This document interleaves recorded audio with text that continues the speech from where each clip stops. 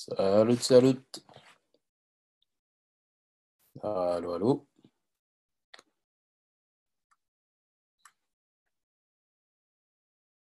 Allô, allô. Il y a du monde. Il n'y a personne. Bonsoir, bonsoir. Bonsoir, Pada. Salut, salut. Cédric, David Niger, JP Ad, Karou Kera. C'est bon tout ça. Salut, salut. Alors, comment vous allez? Ça a tradé, ça s'est amusé, il y a eu des couacs. Comme Alain dit. Vous sentez comment? Personne n'a tradé du coup? Ah, allô? Ouais. Ouais, ça a bugué mon micro. Ok, ok. Moi, je suis pas sur les marchés. Pas sur les marchés. Pas encore. Enfin, pas encore. C'est une pause. Je lis du bouquin, mais ouais, je regarde plus les graphiques en ce moment. Pas bien. Même si tu traites pas, faut regarder les graphiques. Le suivi est aussi important que la prise de position. Ouais, ça c'est ça. Alors, il est où Don Miguel? Là, C'est l'élève assidu par excellence en ce moment. Il et quoi? performe en démo, quoi. T'as dit quoi, Pada? Non, je disais que tu performes en démo. Ah oui. En respectant ta façon de trader, c'est pas mal. C'est bien, c'est bien. J'ai fait 10 trades aujourd'hui, j'en ai raté qu'un. Bien. Donc alors, voyons voir tout ça. Personne n'était chaud pour Hot GPY du coup. Bah, quand tu l'as dit, bah, je l'ai pas suivi en fait. Le temps que je me connecte et tout, j'étais pas encore sur les marchés quand tu l'as envoyé. Annonce, quoi. Personne n'était chaud pour Hot GPY. Je suis déçu. Tac. Tac. Bon, ok, nickel. Voyons voir ça. Partager l'écran. Light screen. Ouais, moi je suis malade comme un chien, mais je suis. Oh, t'as quoi? Bah, je suis un peu grippé. Ouais. Je suis revenu de mariage à Lyon. Grosse beuverie. Bon, est-ce que vous voyez Hot GPY? Ya. Oui. Ça, t'avais aussi ça qui pouvait être intéressant. Bon, là, on a gardé l'Ishimoku, mais bon, ça revient au même, hein, c'est la même chose. Vous avez déjà compris. Même scénario, divergence. Je vous apprends plus rien, j'imagine. Plus grande pointe. Un sommet plus bas, alors que sur le marché, on se retrouve avec un sommet plus haut. On met en évidence l'ensemble, donc ce qui sous-entend que derrière, ici, on est en 3, 4, 5. OK. Sur une vague d'Elliott. Donc, à partir de là, on prend nos points, nos markups. Par rapport à notre fameux 3, 4, 5, ou ce qui pouvait ressembler à un 3, 4, 5, à toujours moins de divergence, on sait qu'on est quasiment dans la fin de cette fameuse vague. Alors, ça, Ah ouais. tout ça, on va le grossir.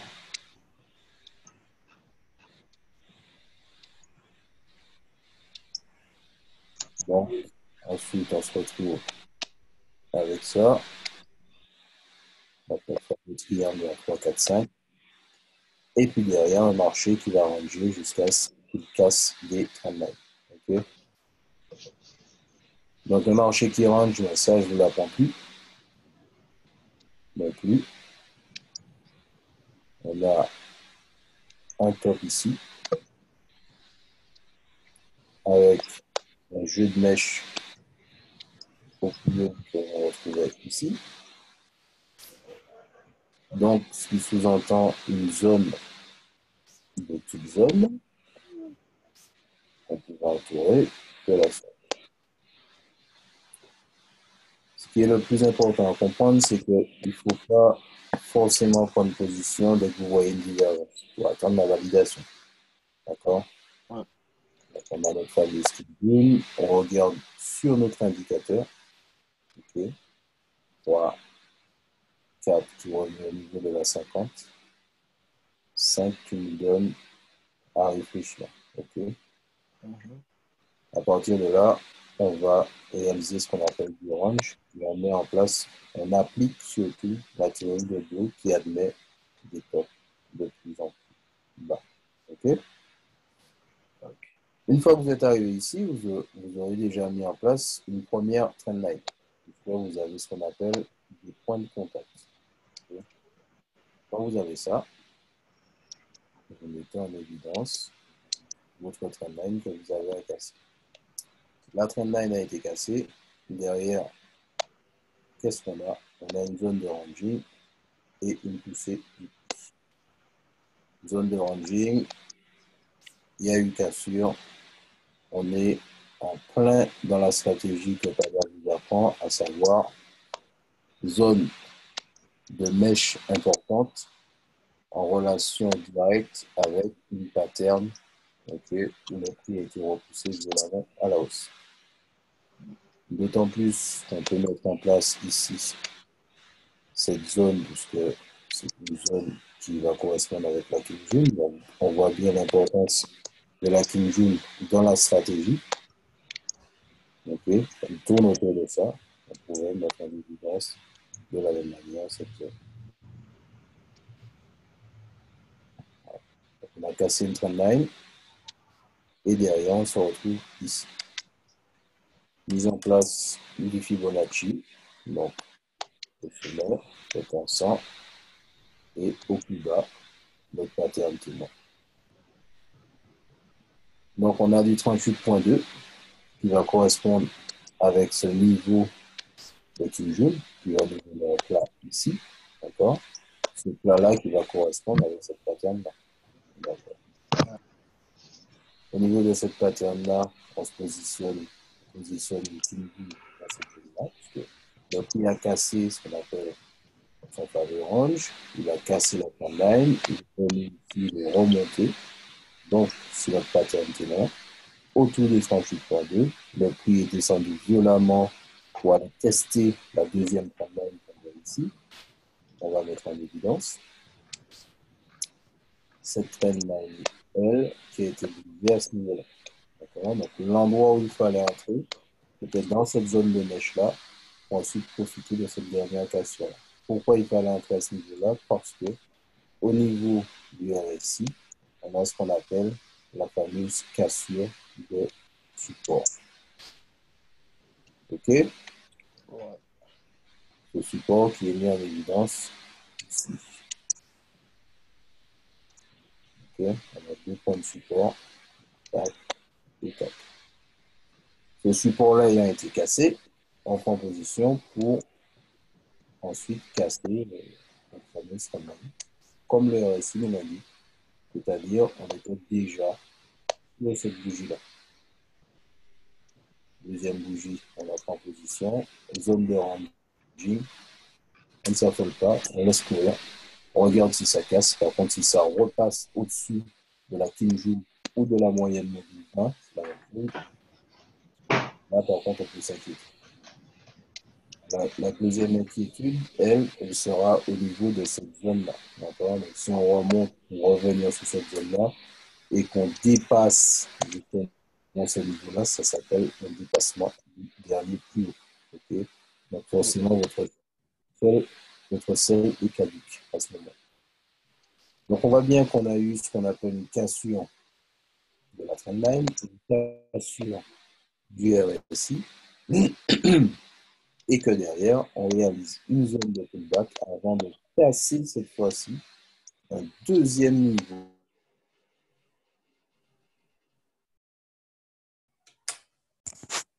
Un support, deux supports, cassure. OK? Donc, on va casser ce qu'on appelle un deuxième niveau de support. À chaque fois, on casse des supports. On est dans du sel, on casse du support. C'est bon pour tout le monde? Ouais. Et puis derrière, ce qui se passe, c'est qu'on se retrouve encore avec une nouvelle zone de support qu'on va mettre en évidence, qui se trouve ici. OK? Cette zone de support, de la même manière, on la met en évidence puisque le prix, on sait déjà, va soit jouer dedans ou casser franchement. Donc ça déjà, c'est une zone intéressante, soit au coup du rebond, au coup de la cassure franche. OK? Derrière, on se retrouve avec quoi? Toujours dans le même principe, on enlève notre Fibonacci.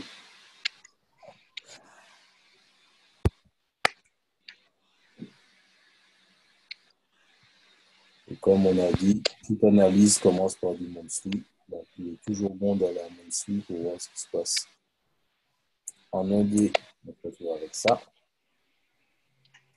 OK. On va enlever cette partie-là. Là, on a un début. Ici, on se retrouve avec lui. D'accord? Ouais. Donc, comme on se dit qu'on était dans de la vente, tout simplement parce qu'on a cassé la trendline ici, ok? Ça, c'est important de se dire qu'on a cassé une trendline, ok? Donc, on est sous une phase de vente. Surtout qu'on est venu travailler Une trendline aussi. une trendline déjà baissière, ok? Donc, l'idée, c'était quoi? On était ici, on s'attendait à soit une phase haussière, donc ça casse ici, d'accord? Donc, dépassement de plus haut à ce niveau-là, ou soit une cassure. On a eu la cassure, on suit le mouvement. On travaille uniquement avec ce canal. On a une cassure, la clim jaune, elle continue de travailler à la baisse. Donc, cette phase de cassure ici représente pour nous des opportunités importantes de sell dans les unités inférieures. OK? Yes. Derrière, on est en monthly. Et tous ces schémas-là, on les a déjà mis en place en monthly. Ça, c'est la partie la plus importante. Support, résistance et trendline. Et qui met ça en place, il sait où il est et il sait où il va. On a une cassure, le point de contact. Derrière, on est dans cette zone-là. Et puis on se retrouve avec cette zone de range. Donc derrière, qu'est-ce qui va se passer? On s'attend à soit un rebond à ce niveau-là, okay, à cette zone-là. On a une phase, on a des patterns ici qui peuvent nous donner comme indication des points de rebond. Okay. On va s'attendre à un rebond dans cette zone-là avant éventuellement de partir dans l'autre sens. Donc une phase ici, un rebond ici, et ensuite une sortie soit en haut ou en bas. On part autant du principe qu'ici on a déjà des points de contact. Okay. Et puis une trendline qui est en train de continuer à baisser. Donc, tout au long du processus, c'est la même chose. On travaille uniquement comme ça. De là à là, nous allons associer sur notre momentum, impulsion haussière, croisement de nos moving average, la cumule avec une moving average, le prix qui reste clairement en tendance. Il n'y a que ces marchés-là qui vont nous intéresser. Okay? Là, c'est des marchés où on mange beaucoup d'argent. Pourquoi? Parce que tu descendes en weekly ou en daily, tu te retrouves forcément avec des opportunités autour de la Kinvin ou de la moyenne mobile. Et ça, c'est toute l'importance de ma façon de trader, c'est qu'on travaille uniquement quand le marché est en tendance. Privilégiez les marchés qui sont en tendance en monthly, en weekly, en daily avant d'observer du 4 heures. OK? Parce que sinon, ce sera facile au broker de manger votre argent. Par contre, si vous observez un marché qui est déjà en tendance, il suffit de se rendre par la suite en weekly, daily, pour ensuite trouver facilement des opportunités. Et ce que j'appelle marché en tendance, c'est un marché où les mouvements avec croisés et où on attend un moment de rebond, ok, sur la Kenjun ou sur la moyenne mobile 50 ou 20, ou entre les deux, comme je vais toujours stipuler. Donc ici, on a montré en monthly, on peut descendre en weekly et chercher à chaque fois des opportunités selon la tendance dominante. Il y avait trop d'opportunités là. Le fait de patienter, qu'est-ce que ça fait? Ça fait qu'on préserve son capital. D'accord? Ça fait qu'on prend le temps d'observer le marché. Et ça fait qu'on ne se précipite pas. Ici, tu es descendu en weekly. Tu trouves une opportunité ici. D'accord? T'assures. Tac, tac, tac. Rebond. Et ensuite, c'est zone de folio. Pattern entre la 20 et la 50 ou la Kinjun et la 50. Boum. Opportunité. Tac, tac, tac, tac, tac, tac. Ensuite, on sait. OK? Ça fait toujours à travailler sur des marchés qui sont en tendance. Pour illustrer tout ça, ça, c'est un marché en tendance.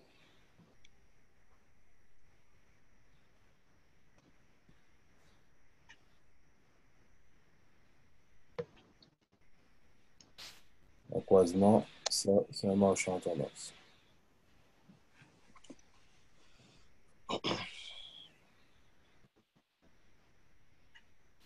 Allez, je passe là-dessus. OK. Ça, c'est un marché en orange. Pourquoi? Parce que ce marché-là évolue dans une phase seulement.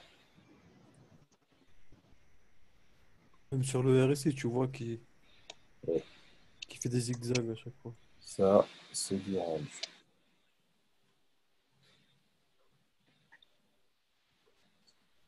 Ça, c'est de la tendance.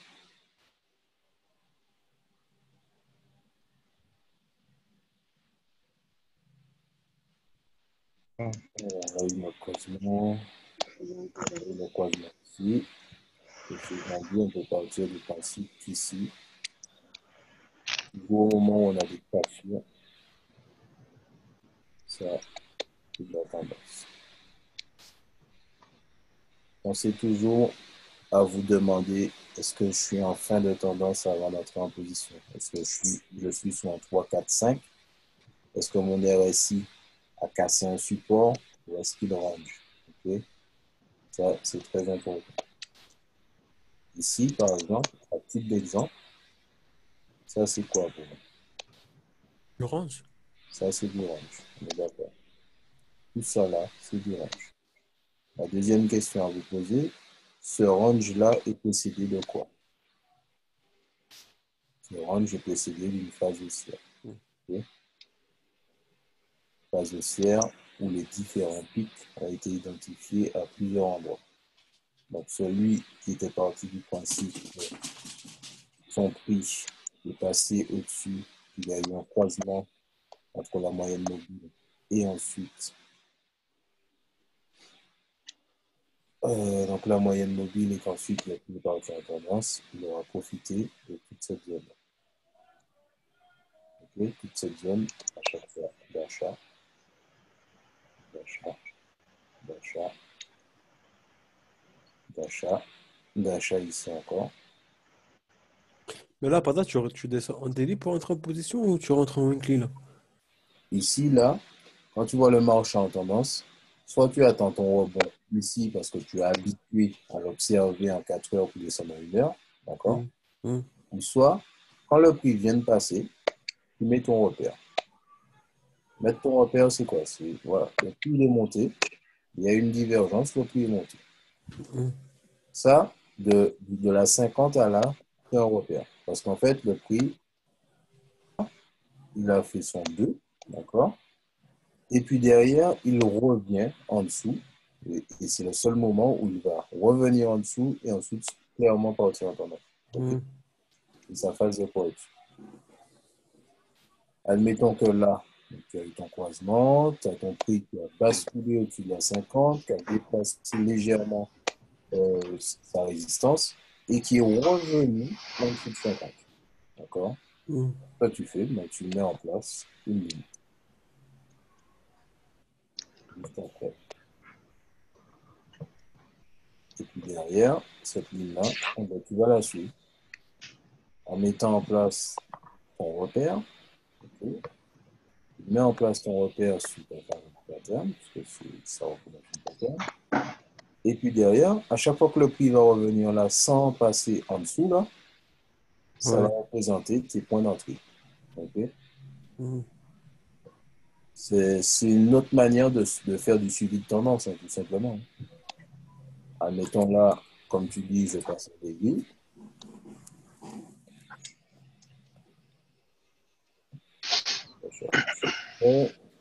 voilà, tu te retrouves avec ça. Un méga suivi. OK? Et Ouais. tu vois bien, tu identifies bien chaque fois tes points. Et ça, c'est un point que tu as identifié au préalable, le fameux creux là, que Hum, tu as hum, identifié au préalable en weekly. D'accord? Et hum. chaque fois que le prix va rebondir au niveau de ce creux-là, il va observer une entrée en DI. D'accord? Parce que là, tu as observé du weekly pour du DI. À chaque fois, on observe en haut ou en bas. En haut ou en bas. Donc, à chaque fois quand tu vas arriver là, ben, tu sauras que même si tu es en daily et que c'est passé en dessous, d'accord, Ouais. tu ne vas pas avoir peur. Mais par contre, tu dois juste te dire que j'attends que ça revienne dans la zone pour Descends. entrer en position. D'accord? À Ouais. chaque fois. Ouais. C'est ça qu'il faut se dire. Tu es en weekly, tu as vu le rebond. En fait, le weekly te permet de suivre le marché, la tendance du marché. Tant que ça reste dans cette zone-là, tous ces trucs-là, ça ne doit pas te faire peur. Ça ne doit pas te faire peur. Ça non plus. Ça non plus. Pourquoi? Parce que le marché remonte. OK? Il revient dans cette zone-là et c'est ça qui t'intéresse. Hum, hum. De la même manière, tu peux tout simplement te dire, j'ai une pointe ici, j'ai une autre pointe ici, d'accord? Et puis derrière, là, tu peux même ajuster sur 3 points. 1, 2, 3, cassure, ok? Ce qui revient à casser la clé jaune ici, hein. Ouais. Ensuite, boum, au fil de cette partie-là, tu seras de nouveau en négatif ici, mais au fur et à mesure que tout se passe, ton marché va monter. Pourquoi? Parce qu'en weekly, tu l'as observé dans ta zone, d'accord? Donc, ça représente ta zone d'action. Hum, hum. Si je reviens en weekly, on retrouve donc comme ça. Et puis ta cassure, donc on voit ce qu'elle est ici. Elle est en weekly, d'accord? Ouais. C'est comme si tu as fait un rebond sur ce pic-là que tu avais pris comme repère en weekly pour ensuite, à chaque fois que le prix va revenir dans cette zone-là, reprendre une position d'achat. Et puis tu laisses courir. OK? Hum, hum. Ça redescend, boum. Tu ne peux pas reprendre une position d'achat. Tu reprends ta position, tu laisses courir. Voilà comment ça fonctionne. Ouais, c'est ce que j'ai fait aujourd'hui, mais je regardais en H1 en fait. C'est le même principe. C'est le même. Moi, je voulais apprendre en 4 heures Ouais. de base, mais c'est le même principe que tu sois. Par contre, quand tu es en 15 minutes, 30 minutes, il faut regarder en 1 heure. Ouais, c'est ça, je regardais en 1 heure et je rentrais en 15 minutes. Voilà. Donc, il faut faire attention. C'est le seul où il faut faire attention. Et sinon, quand tu es dans les grands UT, tu prends l'unité strictement inférieure. Mm. Et ça fonctionne. Juste en faisant ça, déjà, vous pouvez faire de très beaux swings avec du suivi de tendance. C'est pareil. Donc là, le marché il est descendu de façon violente. Et puis derrière, il remonte, il reste au-dessus du 50. Et puis voilà, on repère ici, dans cette zone-là. Et à chaque fois que le prix va revenir dans cette zone-là, tu vas t'intéresser à quelque chose. Okay? Jusqu'à ce que tu te retrouves avec une divergence. Mais après, tu ressors quand il y a une divergence. En fait, après, tu vas ressortir à quel moment, selon toi? Bah, quand tu vois quand Winkley, ça commence à être une fin de tendance. Non? Parce qu'en fait, ici, tu as mis un support et au-dessus, tu as mis une résistance. Ouais, Ce support-là, cette résistance-là, elle se termine ici. D'accord? ouais. Et tu arrives dans cette zone-là. Et plus tu vas avancer sous ton trading, plus tu vas mettre en place des résistances. C'est pour ça qu'ensuite, tu finis par créer ce qu'on appelle une compression. Mm. D'accord? Et cette compression-là te permet de dire, ah, tiens, le prix, boum, il a buté ici. D'accord? Mm. Le prix a buté ici. OK. J'ai pris ça comme information. Et puis derrière, il y a une divergence. Je suis parti en sell. D'accord? Tac, tac, tac, c'est parti en sell. Ça a rebondi ici. D'accord? Et Mm. puis là, forcément, ça ne voulait rien dire pour toi. Il n'y avait pas de valeur. Sauf que si tu as ta King June ici et que tu as cette pattern-là, qui Mm. représente ce qu'on appelle une turn cote entre cette pattern-là et celle-là, tu te retrouves avec une zone de rebond. Donc ça, tu peux l'anticiper aussi. D'accord? Ouais. Et puis derrière, pour en revenir à ce que je te disais, cette trendline-là qui maintenant a 2 points de contact en ça et ça, te permet d'avoir un point d'entrée ici. D'accord? Mm. Cette pattern-là. Pourquoi? Parce que le prix a rebondi déjà 2 fois dessus. Et puis là, tu as un top. Et là, tu as un deuxième top qui représente ta prise de position. Mm. OK? Pourquoi prise de position? Parce qu'il s'agit d'un double top valide. Derrière, tu as laissé ta position courir. Et puis, s'il s'avère que ça rebondit sur la King June, tu vas voir que ça rebondit sur la King June. S'il s'avère que ça ne rebondit pas, tu te retrouves avec une opportunité de trading où tu es rentré suffisamment. OK? Ouais. D'ailleurs, aujourd'hui, ça se retrouve ici.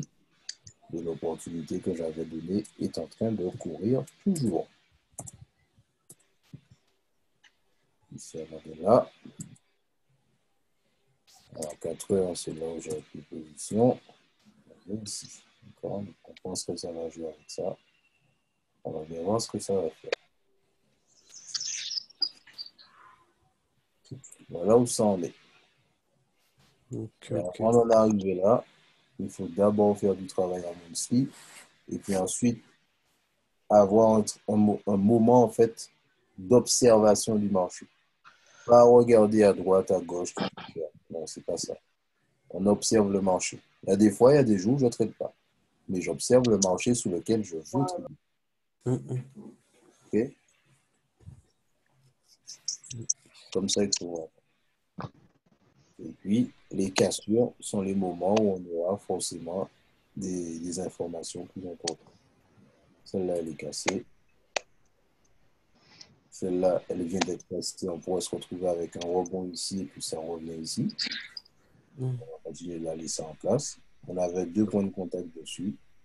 J'ai attendu, j'ai laissé les positions. Derrière, en ce qui concerne de l'harmonie, on pourrait travailler sans pour autant voir les points minimum de valider. Partir sur un principe. On peut avoir, et j'imagine que vous avez dû être dessiné, si je ne m'abuse, un truc dans ce genre-là.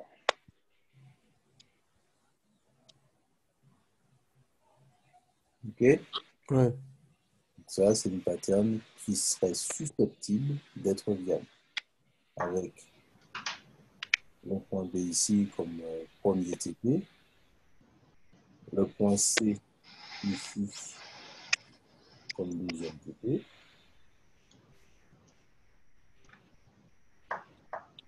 Donc, si j'arrive à le passer. Qui serait ici. Et un troisième tableau qui serait au point 1.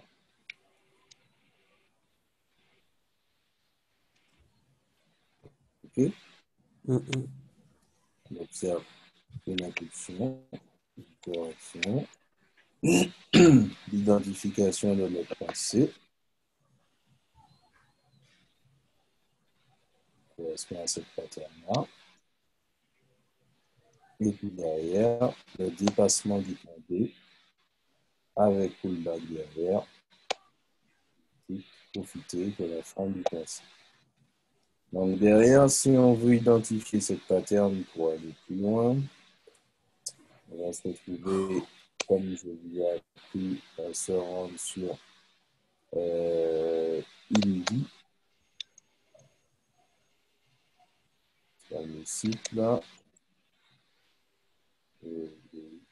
voilà, de Harmonic Indie. Et puis derrière, par rapport au point, on identifie. Et ce travail-là, vous devez le faire préalable, c'est-à-dire par rapport au point. Une fois que vous avez votre point D, derrière, ça part ensemble. Donc, qui peut m'identifier la figure harmonique? Savoir à quoi elle correspond? Bah, c'était quoi déjà les trucs? Alors, derrière, on a un truc en 37,9. XA Et XB. qui retrace par rapport à AB à 37,9. Putain.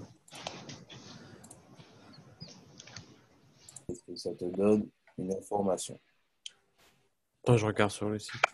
Sinon, est-ce que quelqu'un a une autre manière de tracer la Ça pattern? semblerait être une batte. Ça semblerait être une batte. Ouais. Alors, la batte commence à 38,2, 500. 0,500. Et notre figure, elle est en 37,9. Non, c'est pas celle-là. Bah, après, c'est pas précis. Hein. C'est peut-être. C'est quasiment proche, hein, j'ai envie de dire. Voilà, donc faut pas chercher les chichis. Bon, faut pas chercher les chichis, mais il faut quand même se rapprocher de ce qui est vrai. Voilà. Après, c'est plus simple avec le Fibonacci de faire la différence. Quoi. Mhm. On pourrait se dire aussi que la figure, elle pourrait être là. Ouais. Chercher un autre point X également. Ici aussi.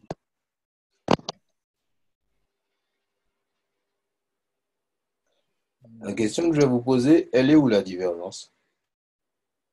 La divergence, elle est ici, là, au niveau du point X. Au niveau du point X. La divergence haussière, hein, je vois. Ah, haussière, non, je l'ai pas vu. Divergence haussière. Ah, Non. si, au niveau du AC. Ah, elle est au niveau du AC. Ouais, double top. D'accord. Mais on dirait pas une divergence parce que les deux points, ils Si. sont. Voilà.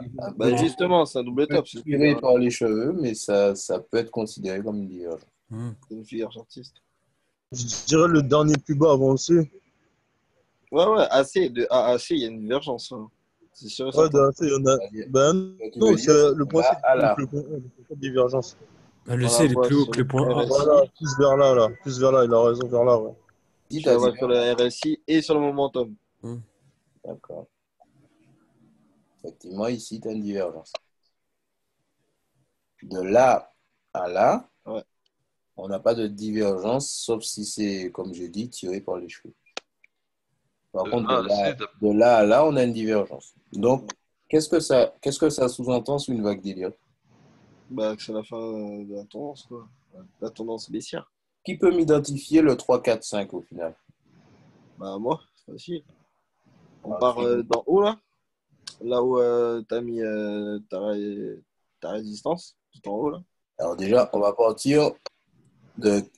Elle est où se trouve le point 1? Ok, après, Plus le le point point 1, 2. il est là où tu avais mis ton X. Alors, le X, je l'ai mis là. Voilà, Ça sous-entend qu'ici, tu as une divergence. yes. Ok, je trace ça.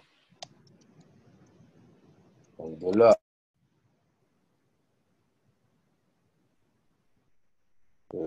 si ça vient, voilà.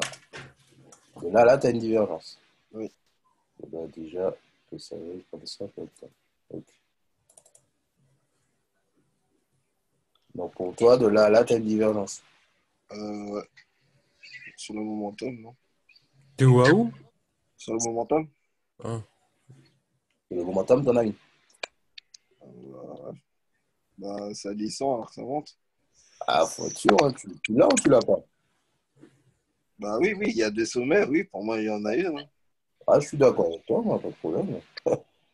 Doucement, doucement. Je vais te demander, moi. Effectivement, de là à là, tu as une divergence. Ce qui sous-entend que derrière, tu as quoi? Impulsion, correction. Donc, ensuite, tu as une impulsion. Ok. Jusqu'à là, je suis d'accord avec toi. En montant 2 après. On remonte en deux. D'accord. Pas de problème, moi, j'exécute. Alors. Donc, 3, 4, 5. 1. Et puis, derrière, qu'est-ce qu'on doit faire pour la correction? Bon, en trace, ça remonte, là. On y va. On passe son Fibonacci. Fibonacci. À quoi correspond la fin de la correction? 78,6. Sur le pattern de gauche, là. On va toujours dire, en termes, après l'introduction, on va chercher du 78 mètres. Ok. Jusqu'à là, je suis d'accord. Ensuite, on se réfère à quoi? Pour le deuxième top? Pour le deuxième top, Bah, là, tu as un top. Ici, tu en as un autre. On se réfère à quoi? à la question de la Rebond sur la trendline 50. de la phase 2. Hein? Rebond sur la 50. On trace une trendline et quand la trendline est cassée, c'est la fin de la phase 2. On trace une trendline et quand la trendline est cassée, Sur la correction, non? La fin de la correction, en fait. oui, c'est une manière de voir les choses, mais il y a plus simple. Où tu vas prendre position exactement? Au niveau d'une pattern du passé, là, sur la gauche, là où il y avait la divergence précédente. Une pattern du passé. C'est intéressant, d'accord. Ici. On a un joli doji, je suis d'accord. Et puis ensuite, qu'est-ce que tu fais? Ah bah, maintenant, on laisse descendre hein, jusqu'à ce que ça casse le prochain plus bas. Donc, Et la fin de. jusqu'à là, tout ce que tu dis là est très bon. OK? Divergence. On a notre fameux triangle qui nous montre bien notre divergence. Vous pouvez illustrer vos divergences comme ça aussi. Ça aide visuellement. Ici, telle divergence. OK. Ensuite, suivi d'une impulsion baissière. Voilà. Ce qui s'ensuit, c'est une correction à 78,6. On a mis notre Fibonacci à partir du moment où on voit ce point-là. Okay. Cette pattern qui représente en fait un gap. D'accord? Ok. Donc forcément, c'est peut être considéré comme une pattern. Ensuite, on a allé chercher du 78,6. 78,6, pas de souci. C'est ce que j'ai l'habitude de dire. Généralement, on va se retrouver en 78,6, 88,6, voire 99, voire 100%, sans pour autant que le prix ne dépasse 100% de l'impulsion de la première règle. On est d'accord. Et puis derrière, on va appliquer ce qu'on appelle la théorie de Dow. OK? Des sommets de plus en plus bas. Tout en partant du principe qu'on a ce qu'on appelle, comme tu disais si justement, une pattern dans le passé qui va correspondre à un niveau d'entrée assez intéressant. Okay? C'est-à-dire cette pattern. À partir du moment où vous voyez que tous les tops qui suivent le 78,6 ne dépassent pas le 78,6, vous prenez tous les tops. Et puis tu as dit quelque chose d'intéressant aussi. c'est que tu peux aussi attendre La cassure. d'avoir une cassure de trendline. Il y a plusieurs petites manières d'entrer, Que d'accord? du nouveau 50 du RSA aussi, non? Qui correspond au niveau 50 du RSI. Yes. Donc, tout ce que tu as dit était très juste. Très bien. Donc ça, c'est le fameux deuxième top attendu, sans pour autant qu'il y ait de cassure, mais ça te confère par rapport à la pattern, ce doji-là, d'accord? Ça te confère un point d'entrée pour du Classique ton, début.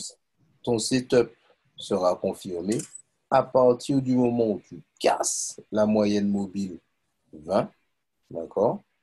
Que tu casses cette fameuse trendline haussière par 2 points de contact et que tu réalises ce pullback sur ce doji-là. Donc ça, c'est ton deuxième point d'entrée. OK? Ok. Et puis derrière, tu as déjà ce qu'on appelle une ouverture assez intéressante entre ta moyenne mobile 20 et Ok, ta moyenne mobile 50. Donc derrière, qu'est-ce que bah, là, on est placé. Donc, déjà, cassure. déjà, tu m'as dit que tu laisses couler. Ça, j'ai entendu ça. Alors là, ça y est, je suis bien placé, je laisse couler. On est placé, bah oui. Bah, déjà, le premier TP, ça va être le dernier plus bas. Logiquement, si on commence, le dernier plus bas, on le casse, logiquement. Donc, regarde, tu as une zone de résistance de support ici. Voilà. Ah, tu retournes le Fibo pour Et regarder les niveaux. voilà, tu retournes ton fibre. C'est ça que j'ai attendu. Et 1600, je sais pas quoi. Tu vas chercher tes objets. 618. Ton S618, il est où? Là où tu es. Je vois pas très bien. Ouais, ok. Il est arrivé ici. D'accord? Ce point-là correspond à quoi? Dernier plus bas. La fameuse pattern que tu as Plus ici. bas du passé. Ok. Déjà, pour moi, vous retenez l'essentiel, c'est déjà très bien. Un 618 plus corps de bougie, on est quasiment dans cette zone-là.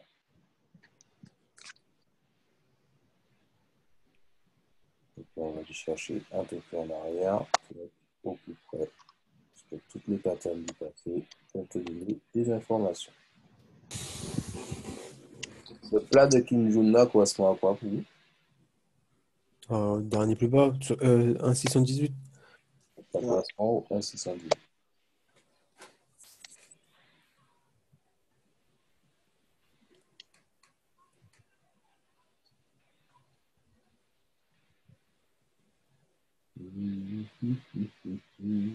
Alors, on va mettre notre petit dessin.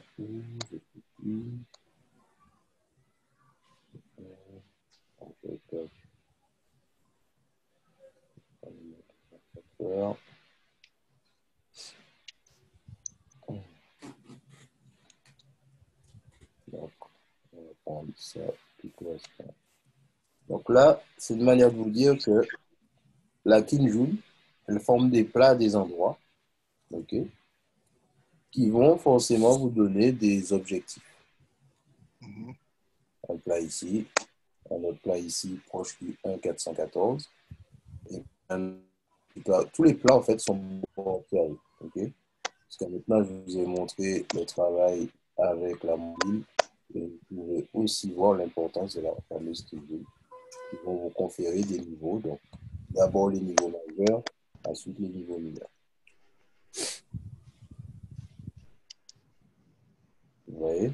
Donc là, la Kinjun, elle est à plat à ce niveau-là à gauche. Et puis, ça représente un endroit où le prix, ben, qu'est-ce qu'il a fait? Il a voulu faire quelque chose. Donc, il y a eu du mouvement. Tous ces mouvements-là sont prévisibles à partir du moment où on regarde la Kinjun dans le passé. Ou encore les patterns, ça revient au même. Et même les croisements, ça joue des trucs, ça joue. Non, ça joue pas du tout. Faut faire attention. Les croisements? Non, mais pas avec la Kijun quand même. Si, c'est moi, regarde, à chaque croisement. Tu Oui, vas à mais côté, faut il a pas joué, il a rebondi. faire ça. On a un plat ici. Ça peut t'indiquer, mais ça, c'est Mm. pas genre des signaux d'entrée, tu vois. Ça te représente une zone de pullback. OK? Donc, tout ça pour attirer votre attention sur ça, sur ces différents points. Et puis, j'avais montré une autre manière de voir les objectifs. C'était comment? Voir les objectifs. Ah, Oh, putain, j'ai zappé. Moi. de voir des objectifs. Oui, tu peux voir tes objectifs d'une autre manière encore. Bah, Bah, avec les anciennes patterns. Ouais, non, on a déjà dit ça. de base, moi, quand je trace mes objectifs, je prends du dernier plus haut jusqu'au plus bas, enfin la tendance précédente. C'était Et- quoi, des extensions là? Extension de Fibonacci. Ah bah, Ça, j'utilise jamais ça. Moi, ça revient à la même chose de retourner le Fibo. ouais, mais c'est... C'est plus simple.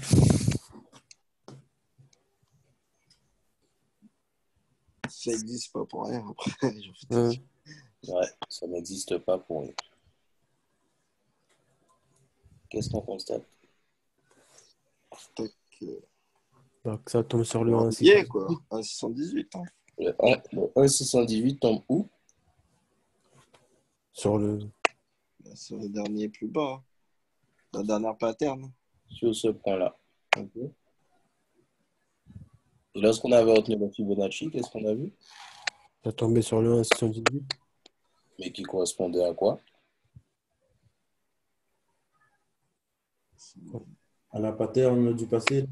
De beaucoup plus loin. Ah ouais, ouais. C'était pas précis. Donc, qui est le plus précis entre les deux? L'extension de Fibo. Alors, pourquoi tu ne veux pas utiliser les extensions de Fibonacci? Bah, ça revient même le Fibo. Tu peux le réajuster au niveau du sommet. Ah ouais, mais tu fais pas ce que tu veux. Hein. Ah, c'est vrai, ouais. c'est vrai, c'est vrai. En effet, Regarde où ton plus 1,618 correspond. D'accord? Ouais. Et puis regarde où ton 1,618 correspond par rapport à l'extension de Fibonacci.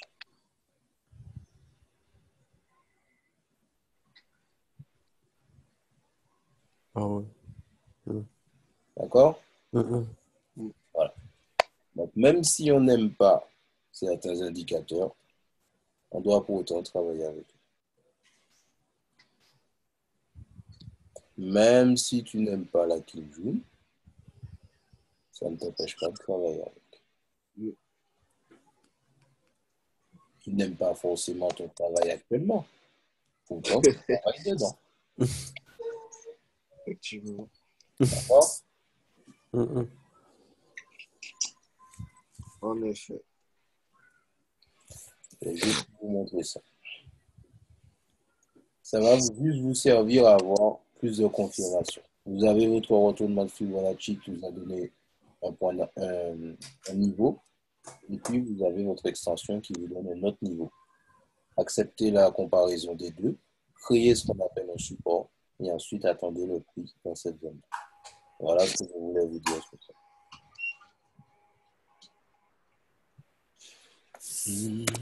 Vrai, hein? Eh ben, ok, le style.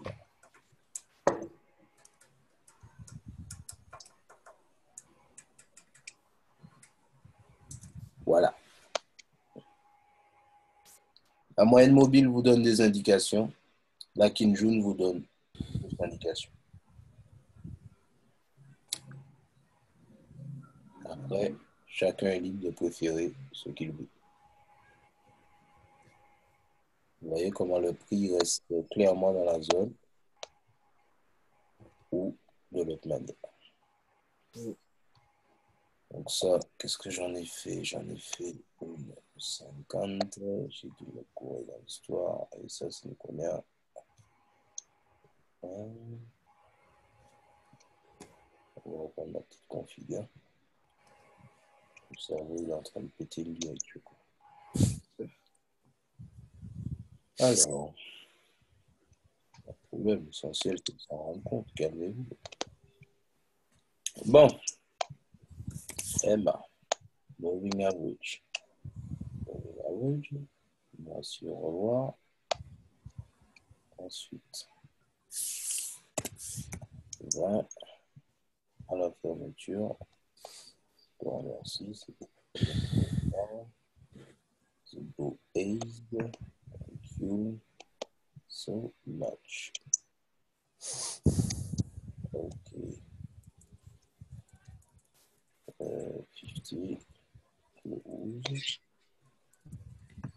Voilà, ça me paraît plus intéressant quand même. Donc, je disais, avec les moyennes mobiles, vous avez des infos. D'accord. Envoyez vos moyennes mobiles qui se rapprochent trop l'une de l'autre. Ça représente des zones de range. Hop là, hop là, hop là, hop là, hop là, hop là. Quand elles s'écartent de nouveau, ça représente des points intéressants. La bonne santé de la tendance. C'est ça, la bonne santé. Là, qu'est-ce qu'on constate? Bien, le prix, il est déjà rebondi. OK? Hmm. Donc, voilà. Expansion de Fibonacci. On a eu un rebond. 618. Avec, bon, un dépassement beaucoup. Ici, là, on est arrivé beaucoup plus bas. Et puis derrière, en fait, ici, on était en quoi? On était en le fameux 3, 4, 5. Mais notre 3, 4, 5, on a réalisé de là, là et là. Okay? Ce qui sous-entend que par rapport à notre point 2, on était en train de parler tout à l'heure là de la pilote. 1, 2, 3, 4, 5. Derrière, on avait une espèce d'effet comme ça. Et sous-entend qu'on a notre 23, 6 ici. Et puis, on a cherché ça là. Ouais, Pada, c'était Oui. toi, c'est toi qui avais dit quand tu as une petite correction de la vague 2, tu as une grande correction de la vague 4, et quand tu as une grande correction Ouais, de la c'est vague ça. 2, T'as t'as lu ça dans le truc, là. Comment ça s'appelle? Le truc qui est c'était écrit. Académie. je sais plus, mais je crois que j'avais entendu ça. Ouais, si t'as lu le truc là qu'il avait envoyé, ben il t'explique ça. En fait. Ouais, peut-être c'est ça, là. En fait, notre base, elle est comme ça. On a une impulsion, donc par rapport à la 2, tu vas mesurer, d'accord, tu dois aller chercher du 23,6 généralement. Ok, Hmm. 23,6, 38,2 grand max. Par rapport au 3, 4, 5. 23,6, 38,2 grand max. C'est ce qu'on a ici. Derrière, ça descend ici, mais ce qu'on va prendre en compte, c'est cette partie-là. Ok, c'est la Hmm. partie divergente. Elle est ici. Donc là, c'est encore une configuration assez spéciale. La divergence, on la voyait clairement. Sauf si peut-être on descend dans les UT T'as plus encore plus tard, hésité. voilà, pour vraiment identifier une divergence plus tôt. Voilà. Et ça, c'est un truc à manger dans des gens. Ça. Une trop grande zone de ranging. Hmm. Après, voilà. Le principe, vous l'avez compris, parce que c'est. J'étais vos mains, et puis derrière, vous m'avez parlé d'impulsion, de correction, ensuite la grande phase 3. Après, vous ne pouviez pas savoir que lorsqu'on utilise l'extension de Fibonacci, et vice-versa, hein, des fois, c'est, comment on l'appelle? C'est juste en retournant votre Fibonacci qui sera beaucoup plus précis que l'extension de Fibonacci. Donc, moi, ce que je mets en évidence, c'est le fait de vous dire, attention, comparez les deux. Ça peut vous donner déjà une zone de TP, d'accord? Hmm. C'est déjà intéressant pour vous. Et puis derrière, en fonction de ça, vous allez prendre celui qui sera au plus près de la pattern précédente qui a lancé l'impulsion haussière dans ce cas de figure. Ah ouais, en fait, Pada, je voulais te demander un truc aussi, parce que Oui. genre, avec les divergences, tout ça, ben, la stratégie, moi, je l'utilise pas en gros pour trader, mais à chaque fois que je l'utilise, tu avais dit qu'il faut attendre le pullback genre de la phase 2 qui revienne dans une pattern du passé, mais parfois, la divergence, elle part directement. Oui, ça arrive. Ça arrive qu'une divergence porte directement. Je suis déjà entré sur ce genre d'opportunité. Derrière, ce qui fait foi, c'est le fait que le support, tu vois, si tu es sur une tendance haussière, c'est que le support il soit pété. Ouais, Support ou trendline. Et tu vas ok, le voir sous les RSI, du coup, quand tu vas casser la 50. ok. D'accord? Là, par exemple, ton point de support, il est là. OK? Ouais. Et derrière, si tu pars directement en divergence, ben, ça casse directement ça, ça va directement sur les 30, ça va en survente ou quoi que ce soit. Et voilà, tu vas te retrouver avec un élément de cassé. Ok. Forcément. C'est pour ça que je vous dis toujours d'observer, attention, par exemple, on disait ce matin, cassure sur odd JPY. Parce que quand il y a une cassure, c'est beaucoup plus sûr, en fait, de donner comme setup. Parce que tant qu'il n'y a pas de cassure, tu te retrouves avec ça, et puis boum, ça rebondit ici, puisque tu as une pattern là, d'accord? Et puis boum, ça te fait une fausse cassure, et puis derrière, bah, tous ceux qui t'ont suivi sont foutus. Par contre, quand tu as une cassure, tu as à ce niveau-là, ce moment-là, ah ben, je suis capable de dire, bon ben voilà, on a eu une cassure de trendline, et puis derrière, tout le monde mange à partir de cette bougie-là, ok? La bougie-là qui casse, et puis la deuxième, et puis la troisième, et là, tout le monde est déjà à plus de 100 euros, s'ils sont avec des lots assez intéressants. Je parle de 20 centimes, de 30 centimes, 40, 50, etc. Ok? Derrière, boum, notre bougie, ainsi de suite. On va chercher du 1,618. Si on a une figure harmonique qui correspond à cette phase-là, c'est encore mieux. Ok? Ouais, je pense que c'est bon. Donc, il y a ça aussi.